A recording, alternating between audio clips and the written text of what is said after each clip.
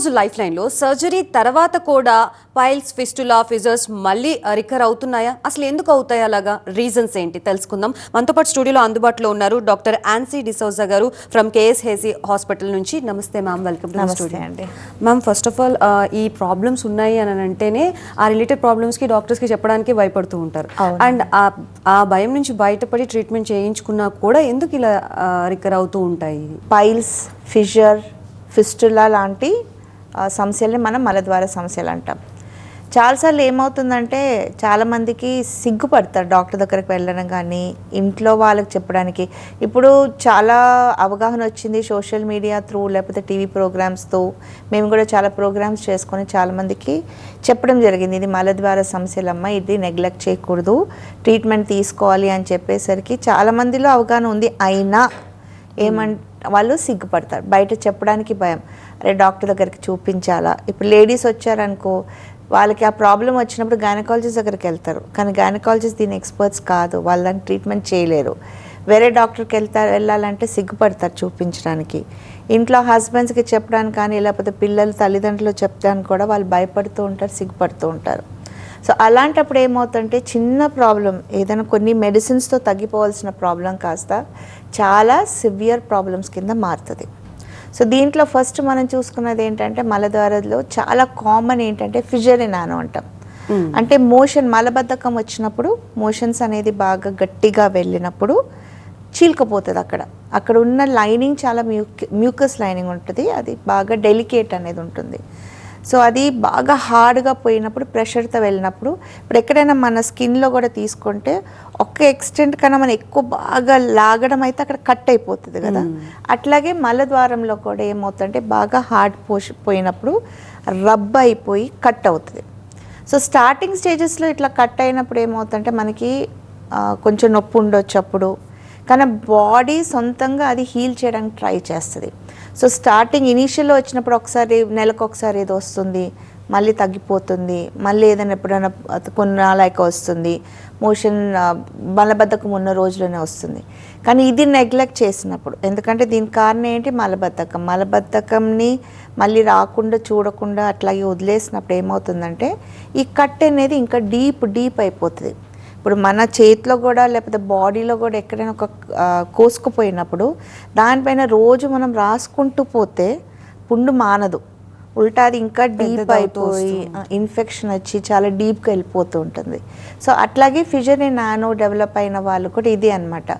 Starting స్టేజెస్లో doctor దగ్గరికి వెళ్ళి చూపించి దాని ట్రీట్మెంట్ తీసుకోవడం బదులు నెగ్లెక్ట్ చేసి ఏదో అప్పుడు ఆ ప్రాబ్లం వచ్చినప్పుడు నీళ్ళు తాగడం, జ్యూసులు తాగడం, మజ్జిగ తీసుకోవడం అట్లా చేసుకొని సర్దిద్దుకోవడానికి పోతారు, కానీ డాక్టర్ దగ్గరికి వెళ్ళరు. సో దాంతో ఏమవుతుందంటే కట్టు బాగా డీప్ అయిపోయి విపరీతమైన నొప్పి, మోషన్కి వెళ్ళినప్పుడు రక్తం కారడం, ఇవన్నీ జరుగుతూ ఉంటుంది అనమాట. సో ఇది ఫిషర్ ఇన్ నానో. పైల్స్ వచ్చేసి ఏంటంటే అర్షమొలలు అని అందరూ మామూలుగా అర్షమొలలు అంటారు తెలుగులో మనం చెప్తే. సో అది ఏంటంటే అక్కడ మలద్వారం దగ్గర ప్రెషర్ అనేది ఎక్కువ అయిపోయినప్పుడు, ఇప్పుడు కంటిన్యూస్ గంటల తరబడి కూర్చోవడం అయినా ఉండొచ్చు, లేదు అంటే మోషన్కి ఇట్లాగే మలబద్ధకం వచ్చేసి బాత్రూంలో వెళ్ళి 10-15 మినిట్స్లో 10-15 నిమిషాలు పని చేసుకొని బయటికి రావడం బదులు half an hour, 1 hour, 45 minutes కూర్చుంటారు, మొబైల్ తీసుకువెళ్ళి కూర్చుంటారు. ఇట్లా చేయడం వల్ల ఏమవుతుందంటే అక్కడ ఉన్న ప్రెషర్ ఇంక్రీజ్ అయిపోయి రక్తనాళాలు, అక్కడ ఉన్న రక్తనాళాలు కిందకి సాగడం మొదలు పెడుతుంది. అది సాగి ఏమవుతుందంటే పెద్దగా అయిపోతుంది. దాంతోపాటు ఫిషర్ కూడా ఉంటే బాగా సివియర్గా అయిపోయి నొప్పి బాగా వచ్చి వాపు ఎక్కువ అయిపోయి విపరీతమైన నొప్పి అనేది వస్తుంది. అండ్ ఈ అర్షమొలలు 2 రకాలు ఉంటుంది, ఎక్స్టర్నల్ పైల్ మాస్ అంటాం, ఇంటర్నల్ పైల్ మాస్ అంటాం. సో ఎక్స్టర్నల్ పైల్ మాస్ ఏంటంటే బయటికి మలద్వారం బయట మనం కడిగినప్పుడు చేతికి తగులుతూ ఉంటుంది.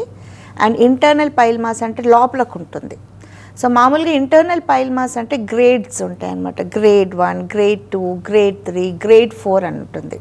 సో గ్రేడ్ 1 మామూలుగా పేషెంట్స్ కూడా తెలియదు వాళ్ళకు ఉందని.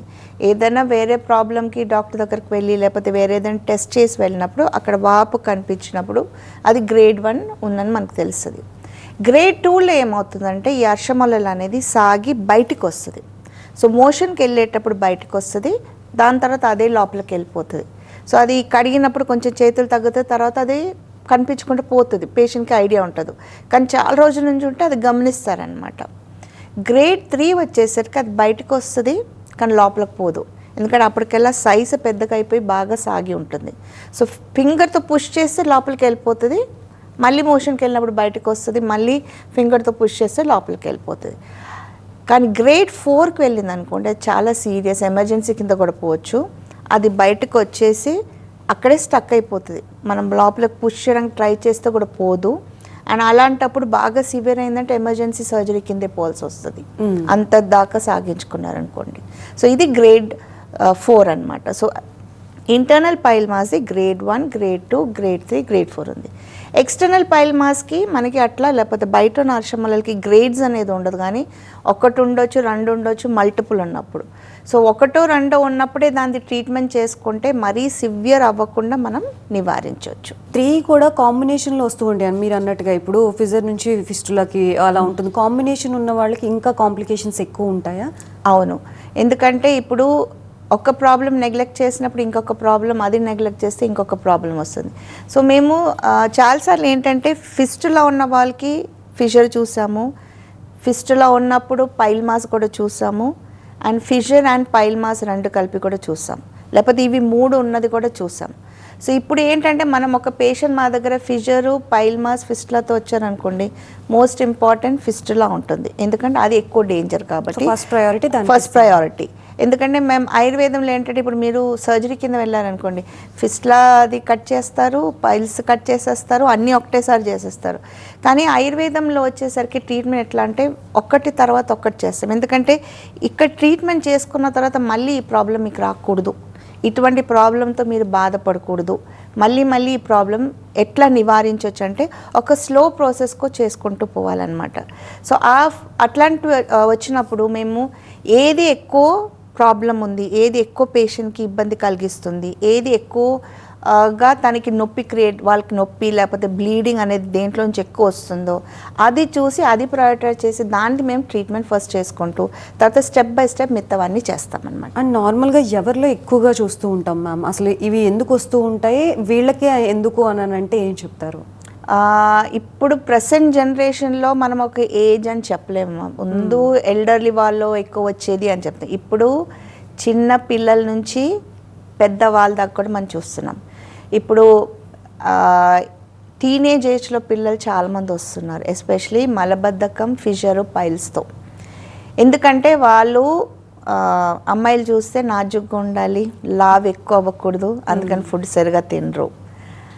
అబ్బాయిలు కూడా ఏంటి చిరుతిండ్లు ఎక్కువ, చిప్స్ కానీ, బర్గర్స్ కానీ, పిజ్జాస్ కానీ, బయట ఫుడ్ తినడానికి ఎక్కువ ఇష్టం అనమాట. ఇంట్లో వండిన అన్నం కూర తినమంటే తినరు. మా దగ్గర పేషెంట్స్ వచ్చినప్పుడు కూడా పేరెంట్స్ పిల్లల మధ్య ఇదే కొట్లాట, పేరెంట్స్ కంప్లైంట్ చేస్తున్నారు, పిల్లలు నువ్వు ఎందుకు చెప్తున్నావు అని వాళ్ళ కోపం వస్తూ ఉంటుంది. సో ప్రాబ్లం ఏంటంటే బేసిక్ డైట్. సో ఈ రోజుల్లో పేరెంట్స్ కూడా బిజీ, వాళ్ళు కూడా వాళ్ళ పనులు చేసుకోవాలి, పిల్లలు ఏడకుండా ప్రాబ్లం క్రియేట్ చేయకుండా ఏమిస్తే వాళ్ళు ఊరికనే ఉంటారో అది ఇస్తే పేరెంట్స్ లైఫ్ కూడా ఈజీ, పిల్లలు కూడా హ్యాపీ. కానీ ఏమవుతుందంటే రాను over the period of time ఈ రాంగ్ టైప్ ఆఫ్ ఫుడ్ తినడం, అంటే ఎక్కువ చిరుతిండ్లు తిండి, జంక్ ఫుడ్ ఎక్కువ తిని, ఫ్రూట్స్, వెజిటబుల్స్ అవన్నీ తక్కువ అయ్యేసరికి ఏమవుతుందంటే మోషన్ సరిగా రాదు. సో మోషన్ సరిగా అవ్వకపోయేసరికి ఏమవుతుంది, మలబద్ధకం వచ్చి ఈ ఫిషరు లాంటి ప్రాబ్లమ్స్ వస్తుంది. సో ఏజ్ అనేది ఒక బ్యారియర్ కాదు. ఇప్పుడు మనము ఎల్డర్లీ పీపుల్లో చూస్తే వాళ్ళకి వేరే హెల్త్ కాంప్లికేషన్స్ ఉంటాయి, డయాబెటీస్ ఉండొచ్చు, పారాలిసిస్ ఉండొచ్చు, లేకపోతే వేరే ఏదైనా ప్రాబ్లమ్స్ ఉంది, దాంతో వాళ్ళకి ప్రాబ్లం వస్తుంది. కానీ టీనేజ్ ఏజ్ పిల్లలు లేకపోతే యంగర్ చిల్డ్రన్ కూడా స్కూల్ గోయింగ్ ఈవెన్ 8-9 ఇయర్స్ ఏజ్లో పిల్లలు కూడా నా దగ్గరకు వచ్చారు విత్ దిస్. అండ్ యంగ్స్టర్స్లో డైట్ సరిగా తీసుకోకపోవడం వల్ల వచ్చిన ప్రాబ్లమ్స్ ఇది. అండ్ ఒక్కటి ఏంటంటే మా దగ్గర వచ్చిన పేషెంట్స్ యంగ్స్టర్స్లో నేను చాలామందిలో చూసింది ఏంటంటే they are willing to change. మనం ఇప్పుడు చాలాసార్లు ఏమవుతుందంటే మనకి తెలియకుండా మనం చేసే మిస్టేక్స్ వల్ల కొన్ని ప్రాబ్లమ్స్ వస్తాయి. కానీ వాళ్ళకి నేను ఈ తప్పు చేయడం వల్ల నాకు ఈ ప్రాబ్లం వచ్చింది, లేకపోతే నేను సరిగా ఫుడ్ తినకపోవడం వల్ల నాకు ఇవి మలబద్ధకం వచ్చింది, దాంతో నేను ఇట్లా బాధపడుతున్నాను వాళ్ళకి ఐడియా లేదు. అది చెప్పినప్పుడు కరెక్ట్ చేయడానికి చాలామంది ఉన్నారు. అది కరెక్ట్ చేసినప్పుడు వాళ్ళకి మళ్ళీ లైఫ్లో ప్రాబ్లం కూడా రాదు. ఓకే, ఇట్లా వెజిటబుల్స్ ఎక్కువ తీసుకోమా, ఫ్రూట్స్ ఎక్కువ తీసుకోమా అని చెప్పినప్పుడు వాళ్ళు అది కరెక్ట్ చేసుకుంటే వాళ్ళకి ఎప్పటికీ ప్రాబ్లం రాదు. ఎందుకంటే వాళ్ళు కరెక్ట్ సరైన డైట్ తీసుకుంటున్నారు, హెల్దీగా ఉంటారు, మలబద్ధకం అనేది ఉండదు.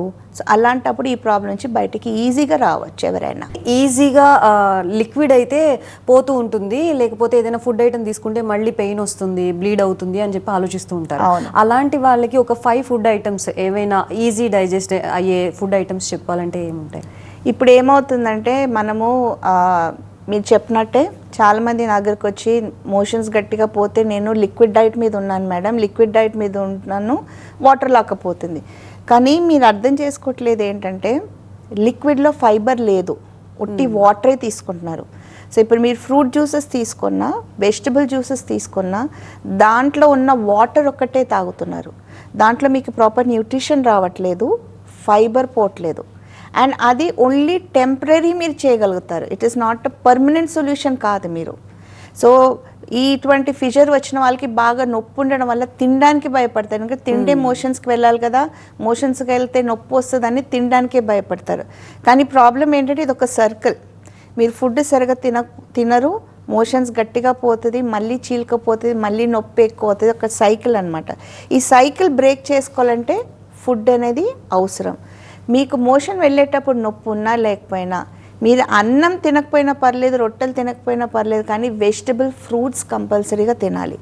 అండ్ నేను చెప్పట్లేదు, చాలామంది ఏంటంటే మేడం వెజిటబుల్స్ తినాలంటే స్టీమ్డ్ వెజిటబుల్సా, అట్లా అని కాదు, మామూలుగా ఇంట్లో వండిన కూరలే తినొచ్చు, క్వాంటిటీ ఎక్కువ చేసుకోవాలి. ఇప్పుడు మీరు మామూలుగా అన్నం ఎక్కువ వేసుకొని మనం కొంచెం కూర వేసుకొని తింటాం, దాంతోపాటు అన్నం ఎంత తీసుకుంటున్నారో అంత వెజిటబుల్ తీసుకొని, వెజిటబుల్ ఎంత తీసుకుంటున్నారో అన్నం అంత తక్కువ చేయాలి. అట్లా ఉల్టా చేసుకుంటే ఏమవుతుందంటే మీకు తెలియకుండానే మీ బాడీలోకి ఫైబర్ బాగా ఎక్కువ పోతుంది. ఫైబర్ బాగా ఎక్కువ పోయినప్పుడు ఏమవుతుంది, మోషన్ సాఫ్ట్గా వస్తుంది. అప్పుడు మోషన్ వెళ్ళినా సాఫ్ట్గా వెళ్ళేసరికి నొప్పి తగ్గుతుంది. సో ఇది అట్లా. సో వాటర్ తీసుకోవడం, ఫ్రూట్స్, లిక్విడ్ జ్యూసెస్ తీసుకోవడం వల్ల దీనికి సొల్యూషన్ కాదు. బాగా సివియర్ ప్రాబ్లం ఉందనుకొని కొన్ని రోజులకి త్రిఫల చూర్ణం లాంటివి తాగొచ్చు. సో అదేం చేస్తుందంటే మోషన్ ఫ్రీ చేయడానికి హెల్ప్ చేస్తుంది. కాబట్టి టెంపరీగా కొంచెంసేపటి కొన్ని రోజులకి త్రిఫల చూర్ణం తీసుకోవచ్చు. కానీ నా బిలీఫ్ ఏంటంటే ప్రతి దానికి, ప్రతి ప్రాబ్లంకి ఒక గోళీ మింగితే లేకపోతే మందు తీసుకుంటే కాదు సొల్యూషన్. చాలా ప్రాబ్లమ్స్ ఏంటంటే మన లైఫ్ స్టైల్లో చేంజెస్, మనం చేసే మిస్టేక్స్ని సరిదిద్దుకుంటే ప్రాబ్లం లేకుండా మనము హెల్దీగా ఉండొచ్చు. సో ఇనీషియల్గా ఐడెంటిఫై చేస్తే దీస్ ఆర్ ద సొల్యూషన్స్. కానీ కాంప్లికేషన్స్ ఎక్కువైపోయి సర్జరీ దాకా వెళ్ళే స్టేజ్ అంటే ఏంటి? సర్జరీ మ్యాండేటరీగా చేయాల్సిందేనా? ఇప్పుడు చాలాసార్లు ఏమవుతుందంటే పేషెంట్స్కి మలద్వార సమస్యలకి ఆయుర్వేదం బెస్ట్ ట్రీట్మెంట్కి. ఎందుకంటే ఆయుర్వేదంలో కాంప్లికేషన్స్, సైడ్ ఎఫెక్ట్స్ ఉండదు. కానీ చాలామందికి తెలియదు, కాబట్టి వాళ్ళు అలోపతిలో వెళ్ళి సర్జరీ చేసుకుంటూ ఉంటారు. సో ఇప్పుడు ఫిస్టులాని తీసుకోండి. ఇప్పుడు మా దగ్గర రీసెంట్గానే మా దగ్గర ఒక పేషెంట్ యూఎస్ నుంచి వచ్చారు.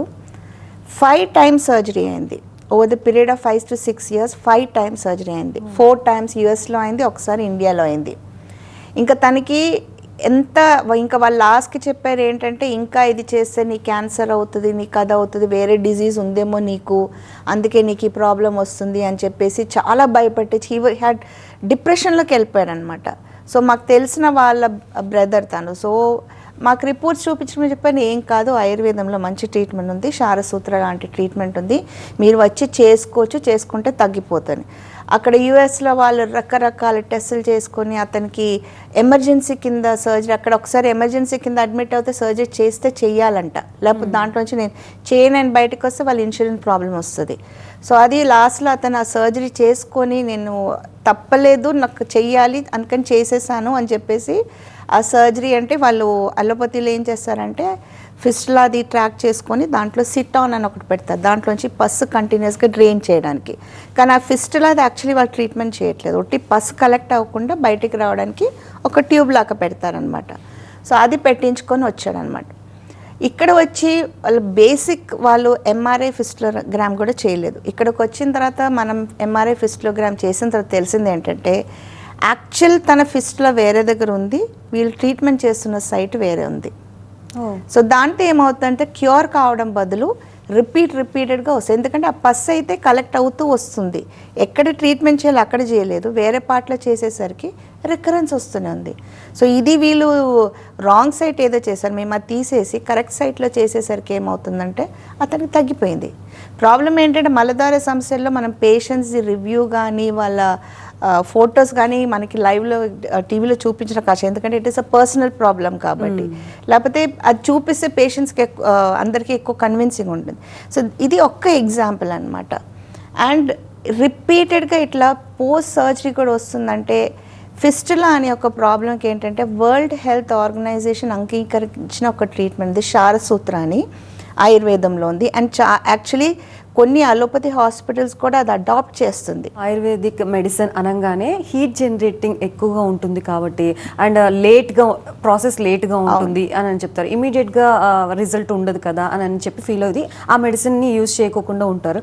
అండ్ ఈ రిలేటెడ్ ప్రాబ్లం కూడా హీట్ జనరేషన్ ఎక్కువగా ఉన్న ప్రాబ్లమే. సో రెండింటి వల్ల ఇంకా ఎక్కువ ప్రాబ్లం రివర్స్ అవుతుందేమో అని చెప్పి ఫీల్ అవుతుంటారు. అలాంటి వాళ్ళకి ఏం చెప్తారు? నేను నా దగ్గర వచ్చిన పేషెంట్స్ కూడా హీట్ అన్నప్పుడు నేను ఒకటే వాళ్ళని అడిగేదంటే మీ డిక్షనరీలో హీట్ జనరేషన్ అంటే ఏంటి అని అడుగుతాను. ఓకే, సో ఇప్పుడు మొన్న కూడా ఒక పేషెంట్ వచ్చినప్పుడు నేను చికెన్ తింటే నాకు పింపుల్స్ వస్తున్నాయి, లేకపోతే యూరిన్ మంట వస్తుంది అట్లా చెప్పారు. సో యాక్చువల్లీ ఏంటంటే మన ప్రతి ఒక్కరి బాడీలో ఒక బేస్డ్ టెంపరేచర్ ఉంటుందన్నమాట. సో కొంతమందికి తక్కువ ఉంటుంది, కొంతమందికి ఎక్కువ ఉంటుంది. ఇప్పుడు మీరు ఒక్కొక్కరు టచ్ చేసినప్పుడు కొంతమంది కోల్డ్గా ఉంటారు, కొంతమంది బాగా హాట్గా ఉన్నట్టు అనిపిస్తారు. సో వాళ్ళ టెంపరేచర్ రేట్ అనేది బేసిక్ టెంపరేచర్ రేట్ అనేది డిఫరెంట్ ఉంటుంది. సో హీట్ జనరేషన్ తిన్నప్పుడు నాకు వేడి చేసింది అనేది ఇట్స్ ఒక అమ్మమ్మ దగ్గర నుంచి ఇట్లా స్ప్రెడ్ అయిన ఒక కొలోక్యల్ ఇదన్నమాట. యాక్చువల్ ఏంటంటే మనము సపోజ్ మనం నాన్ వెజ్ లాంటివి తీసుకున్నప్పుడు డైజెషన్కి ఎక్కువ పవర్ కావాలి. ఇప్పుడు మనం మిక్సీలో ఏదైనా గ్రైండ్ చేస్తున్నాం అనుకోండి, ఈజీగా గ్రైండ్ చేసే వెజిటబుల్స్ పెట్టామనుకోండి ఫాస్ట్గా గ్రైండ్ అయిపోతే మెత్తగా వస్తుంది. కానీ అదే మనం చాలా హార్డ్ మసాలాలు అవన్నీ గ్రైండ్ చేసామనుకోండి చాలాసేపు తీసుకుంటుంది, కొంతసేపు అయ్యాక మీరు చూస్తే మిక్సీ టచ్ చేస్తే వేడిగా అవుతుంది, ఎందుకంటే ఎక్కువ పవర్ కావాలి. సో బేసిక్గా మన బాడీలో మనం ఏదైనా డైజెషన్కి ఎక్కువ పవర్ కావాల్సిన ఫుడ్ తిన్నప్పుడు మన బాడీ ఎక్కువ పని చేయాలన్నప్పుడు అప్పుడు కొంచెం వేడి ఎక్కువ జనరేట్ అవుతుంది. కానీ వేడి వల్ల పైల్స్ రావడం, వేడి వల్ల ఫిషర్ రావడం, వేడి వల్ల ఫిస్టులా రావడం అనేది కరెక్ట్ కాదు. ఆర్ వేడి వల్ల యూరిన్లో మంట రావడం కాదు. మీకు యూరిన్లో మంట వస్తుందంటే వాటర్ సరిగా తీసుకోవట్లేదు, ఫిషర్ వస్తుంది అంటే మీరు సరి అయిన వెజిటబుల్స్ ఫ్రూట్స్ తీసుకోవట్లేదు, పైల్స్ వచ్చిందంటే మీరు ఎక్కువసేపు అది ముక్కడం కానీ కంటిన్యూస్ అవర్స్ కూర్చోవడం వల్ల కానీ అట్లా వస్తుంది. ఫిస్ట్లా కూడా ఆ ఫిషర్ వల్ల లేకపోతే అక్కడ ఇన్ఫెక్షన్ వల్ల వస్తుంది. సో వేడి అనే కాన్సెప్ట్ దానివల్ల ఈ ప్రాబ్లమ్స్ అయ్యాయి. సో ఆయుర్వేదిక్ మందులు వాడితే వేడి జనరేట్ అవుతుంది అనేది కూడా కరెక్ట్ కాదు. ఓకే, మనం వాడే మెడిసిన్స్ చాలా మట్టుకు ఏంటంటే హెర్బల్ మెడిసిన్స్, మన చెట్ల నుంచి వచ్చేదే, మన ఇంట్లో వాడే మసాలాలే. సో మన ఇంట్లో వాడే మసాలా తింటే ఏదైనా ప్రాబ్లం వస్తుందో లేదు కదా. సో అట్లాగే ఈ మెడిసిన్స్ ఇప్పుడు ఆయుర్వేదం మీరు తీసుకుంటే కూడా హెర్బల్ మెడిసిన్స్ ఉంటుంది, రస ఔషధాలు అనేది ఉంటుంది. రస ఔషధాలు ఉన్నప్పుడు ఏమవుతుంది, డైజెషన్కి ఎక్కువ పవర్ కావాలి, ఎక్కువ ఎనర్జీ కావాలి, అది ఒకటి ఉంది. కానీ హెర్బల్ మెడిసిన్స్లో ఎక్కువ ఉంటుంది. అండ్ మేము ఎక్కువ శాతం వాడేది హెర్బల్ మెడిసిన్స్. అండ్ ఈ పైల్స్, ఫిషర్, ఫిస్టులా లాంటి ప్రాబ్లమ్స్లో మెడిసిన్స్ కన్నా ఎక్కువ అక్కడ ఉన్న ప్రాబ్లం ట్రీట్ చేయడం, ఎందువల్ల వస్తుందో దాన్ని కరెక్ట్ చేయడం ఇంపార్టెంట్. కేఎస్ఏసి హాస్పిటల్లో ఈ పర్టికులర్ రిలేటెడ్ ప్రాబ్లమ్స్కి ఎలాంటి ట్రీట్మెంట్స్ అవైలబుల్గా ఉన్నాయి, అండ్ పోస్ట్ సర్జరీ తర్వాత కూడా కాంప్లికేషన్స్ ఉన్నాయి అంటూ వచ్చే వాళ్ళకి మీరు ఇచ్చే స్పెషల్ ట్రీట్మెంట్ ఏంటి? ఓకే, సో ఇప్పుడు ఫిషర్ తీసుకోండి. ఇప్పుడు ఒక్కసారి ఫిషర్కి వాళ్ళు లేజర్ ట్రీట్మెంటు లేకపోతే సర్జరీ లాంటివి చేస్తూ ఉంటారు. సో లేజర్ ట్రీట్మెంట్ చేసిన తర్వాత కూడా ఫిషర్ అయినప్పుడు ఏమవుతుందంటే కన్స్ట్రిక్టెడ్ ఏనస్ అనే ఒక కండిషన్ డెవలప్ అవ్వచ్చు. సో కన్స్ట్రిక్టెడ్ ఏనస్ అంటే మలద్వారం ఏదైతే సరిగా ఓపెన్ అవ్వదు. సో మోషన్ ఫ్రీగా వెళ్ళినా అది బాగా ప్రెషర్తో వెళ్ళేసరికి మళ్ళీ చీలుకుపోతుంది. సో అలాంటప్పుడు ఆయుర్వేదంలో కొన్ని ట్రీట్మెంట్స్ ఉంటాయి, ఇంటర్నల్ మెడిసిన్ పుషింగ్ కానీ డైలిటేషన్ కానీ అటువంటి ట్రీట్మెంట్స్ చేయడం వల్ల ఏమవుతుంది, అక్కడ క్షారకర్మ అనే ఒక ట్రీట్మెంటు, అటువంటి ట్రీట్మెంట్స్ చేయడం వల్ల ఏమవుతుంది, అక్కడ ఫిషర్ హీలింగ్ అవ్వడమే కాకుండా ఆ కన్స్ట్రిక్షన్ ఏదైతే ఉందో అది కరెక్ట్ చేసుకోవడము వల్ల ఏమవుతుందంటే మళ్ళీ నార్మల్గా ఓపెన్ అవ్వడము, కొంచెం బల్కీగా వెళ్ళినా మళ్ళీ కట్ అవ్వకుండా అనేది జాగ్రత్త తీసుకోవచ్చు. ట్రీట్మెంట్ అయిపోయాక కూడా పేషెంట్కి ఇటువంటి మళ్ళీ ప్రాబ్లం రాకుండా ఉండడానికి నివారించడానికి ఉన్న అవసరమైన సలహాలు మేము ఇస్తూ ఉంటాం. పైల్స్ వచ్చిందనుకోండి, ఆ పైల్స్ క్షారసూత్ర ట్రీట్మెంట్ అనేది చేస్తాం. ఇంటర్నల్ కానీ ఎక్స్టర్నల్ కానీ క్షారసూత్ర ట్రీట్మెంట్ చేసడం వల్ల అది నీట్గా కంప్లీట్గా తగ్గిపోతుంది. అండ్ పైల్స్ వచ్చేది ఏంటంటే రాంగ్ బౌల్ హ్యాబిట్స్, మల్లబద్ధకం, కంటిన్యూస్ అవర్స్ టుగెదర్ కూర్చోడం వల్ల. సో ఇటువంటి ప్రాబ్లమ్స్ మనం కరెక్ట్ చేసుకుంటే మళ్ళీ ప్రాబ్లం రాదు. మీకు ఒకవేళ పైల్స్ ఇంతకుముందు వచ్చి సర్జరీ అయినా మన ఆయుర్వేదంలో దాని ట్రీట్మెంట్ చేసుకొని మళ్ళీ మీకు రాకుండా నివారించడం అనేది చేయొచ్చు.